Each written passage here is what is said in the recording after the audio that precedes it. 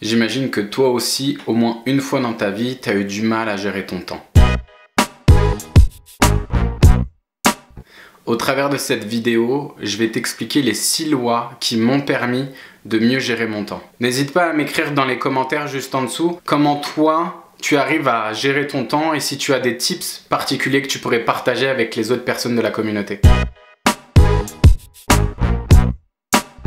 Dans sa thématique générale, la loi de Murphy nous dit que s'il existe une solution qui est difficile ou bien négative pour effectuer une tâche, alors il existera forcément une personne qui prendra cette voie-là. Et maintenant, lorsque l'on prend la loi de Murphy et qu'on l'applique à la gestion du temps, on va se rendre compte que une tâche prend toujours plus de temps que ce qui avait été prévu à la base. Pour une tâche donnée, que ce soit par exemple répondre à des mails, si on estime de base qu'on mettra 1 heure à le faire, ça prendra très souvent beaucoup plus de temps que les 1 heure qui ont été imparties au début. Tout ça dû à des faits extérieurs, le fait de devoir répondre à des appels téléphoniques, le fait d'être dérangé par des personnes qui sont avec nous dans la pièce ou dans notre bureau. Donc à chaque fois que l'on va prévoir un temps imparti pour une tâche, la loi de Murphy nous expliquera tout simplement qu'il faudra toujours prévoir plus.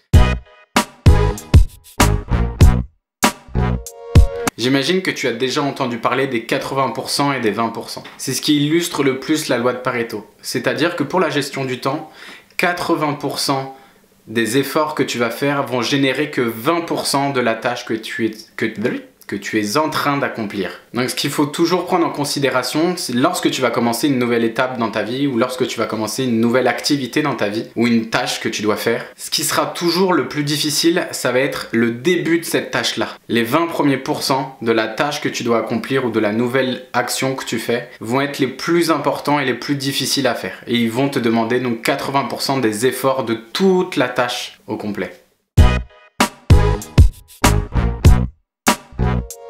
J'imagine que toi aussi tu t'es déjà retrouvé dans cette situation et c'est par rapport à la loi de Parkinson. Plus on a du temps pour effectuer une tâche et plus on mettra du temps pour la faire. C'est ce qu'on va appeler de manière générale la procrastination. Ah, j'ai réussi à le dire.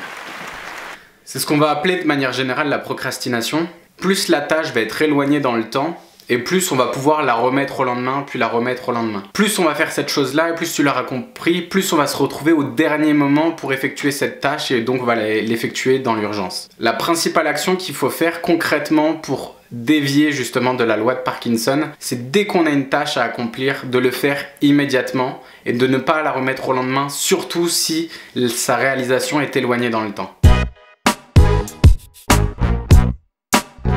Je sais pas pour toi quel est le meilleur moment de la journée pour pouvoir faire les missions ou les actions les plus difficiles de ce que tu dois faire, mais la loi de Laborie nous indique qu'il est préférable de faire les tâches les plus difficiles ou les plus longues le matin plutôt que l'après-midi. À partir du moment où tu te réveilles, c'est là où normalement dans ta journée, tu es censé avoir le plus d'énergie possible et le plus d'énergie disponible pour effectuer toutes les actions que tu dois faire dans la journée. Si tu profites de ce temps-là pour pouvoir... J'ai bugué.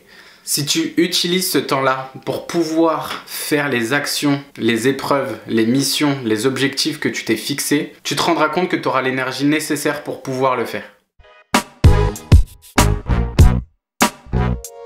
J'imagine que toi tu l'as déjà observé aussi, lorsqu'on a une tâche à accomplir, plus on passe de temps sur cette tâche-là et plus notre focalisation de concentration a tendance à diminuer. C'est ce que nous explique la loi de Delitzsch ou Dilic, c'est que plus une tâche peut être longue et plus on l'a fait sans interruption et plus notre capacité à se concentrer va diminuer. Pour pouvoir répondre tout simplement à cette loi-là, pour réussir à la contrer, je vais t'expliquer comment faire dans la dernière loi qui existe pour la gestion du temps.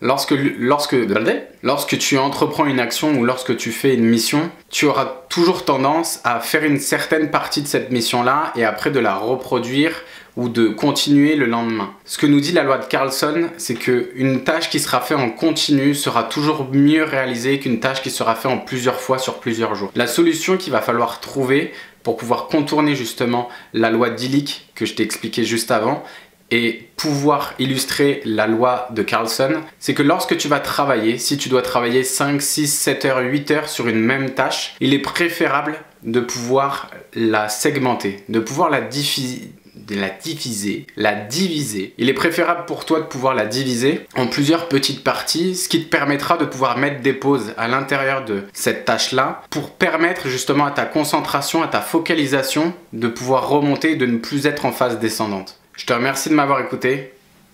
Prends le temps d'être curieux et on se retrouve bientôt.